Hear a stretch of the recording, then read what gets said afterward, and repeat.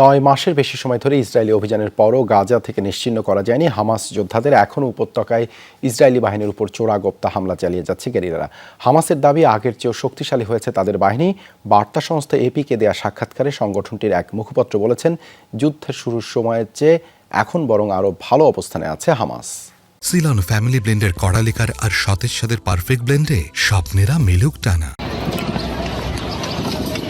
গাজায় যুদ্ধবিরতি আলোচনার মধ্যেও থেমে নেয় ইসরায়েলি আগ্রাসন। আগের চেয়েও হামলার পরিধি বেড়েছে কয়েক গুণ।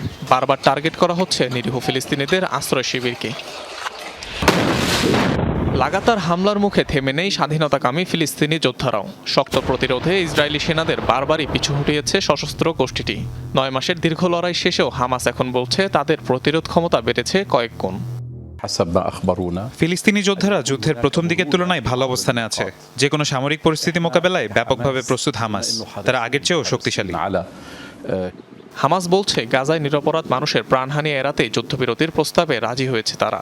ইসরায়েলি হামলার মুখে কাবু হওয়ার কথা প্রত্যাখ্যান করেছে গোষ্ঠীটি। সমঝোতার ধারাবাহিকতা যেন বজায় থাকে সে বিষয়ে আমরা লিখিত চাই, যার আওতায় যুদ্ধবিরতি কার্যকর থাকবে।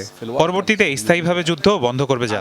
ইসরায়েলি শত্রুরা আমাদের জনগণের উপর যে গণহত্যা এবং নির্মূল ও অনাহারের যুদ্ধ চালিয়ে যাচ্ছে তা বন্ধ করতে আগ্রহী হামাস।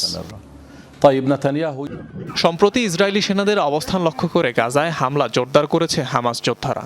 গত কয়েকদিনে গুড়িয়ে দেওয়া হয়েছে দক্ষিণাংশের বেশ কয়েকটি কমান্ড পোস্ট। রকেট হামলায় ধ্বংস করা হয়েছে বিভিন্ন ট্যাঙ্ক ও সাজোয়া যান। হামাসের পাল্টা প্রতিরোধে প্রাণ হারিয়েছেন ইসরায়েলি কমান্ডো সহ বেশ কয়েকজন সেনা। গাজায় আগ্রাসন শুরুর পর এ যাবৎ হামাসের প্রতিরোধে প্রাণ গেছে ৩ শতাধিক ইসরায়েলি সেনার। অনিক রহমান, যমুনা নিউজ।